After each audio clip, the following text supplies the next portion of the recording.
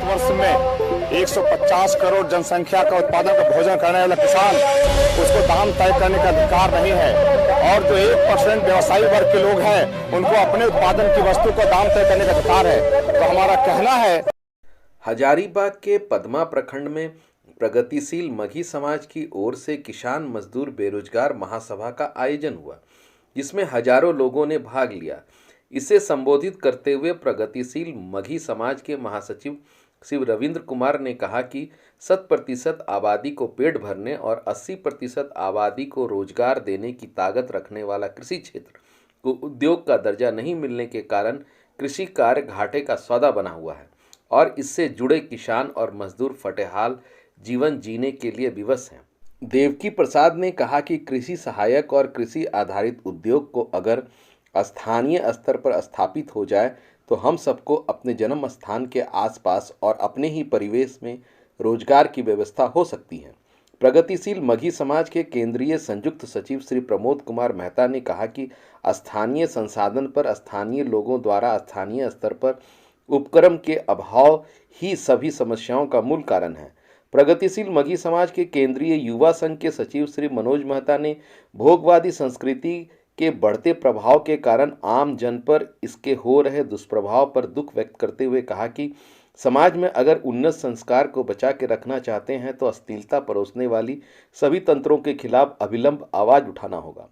दामोदर महिला मंडल के अध्यक्ष नीलम देवी ने कहा कि शिक्षा और चिकित्सा आज खून चूसने वाला व्यवसाय बन गया है, जबकि यह सबके लिए सभी स्तर पर बिल्कुल मुफ्त होनी चाहिए।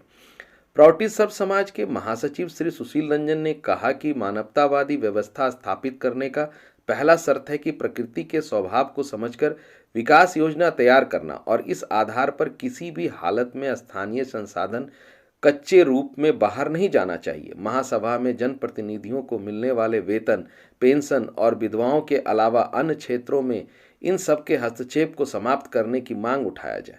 कार्यक्रम की अध्यक्षता प्रमोद कुमार मेहता, संचालन श्री देवकी प्रसाद एवं धन्यवाद ज्ञापन जिला सचिव धनंजय कुमार। वर्ष में 150 करोड़ जनसंख्या का उत्पादन का भोजन करने वाला किसान, उसको दाम तय करने का अधिकार नहीं है। और जो 1% व्यवसायी वर्ग के लोग हैं, उनको अपने उत्पादन की वस्तु को दाम तय करने का अधिकार है। तो हमारा कहना है कि कृषि को उद्योग का दर्जा दिया जाए। जैसे सारे उद्योगों को सुई से लेकर हवाई जहाज बनाने वाले को यह अधिकार है कि वो अपने उत्पादित की गई वस्तु को अपना दाम तय कर सके, तो फिर ये किसानों को यह अधिकार क्यों नहीं? हमारे यहाँ 2 विधान 2 कानून क्यों चलेगा? क्योंकि हमारे यहाँ कहा गया था तो धारा 370 को हटाया गया, 2 विधान 2 कानून नहीं चलेगा। तो हमारा कहना है हमारे ही देश में 2 विधान 2 कानून क्यों चलेगा? किसानों को उद्योग को दाम तय करने का अधिकार नहीं है और उद्योगपतियों को अपने उत्पादित की वस्तु को दाम तय करने का अधिकार है। तो प्रगतिशील मघी समाज कहती है कि किसानों को अपने उत्पादित की गई वस्तु पर दाम तय करने का अधिकार हो। किसान, मजदूर और बेरोजगार महासभा है। किसान की समस्या के लिए, मजदूरों की समस्या के लिए और बेरोजगारों की समस्या के लिए ये बैठक रखी गई है।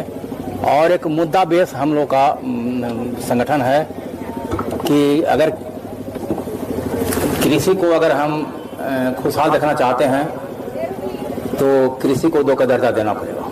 दरअसल बहुत बड़ी साजिश है। आप देखिए कि कृषि मूल्य निर्धारण उप समिति का जो रिपोर्ट का पृष्ठ संख्या 16 है, उस पर स्पष्ट लिखा हुआ है कि किसानों को उसके लागत से अधिक देना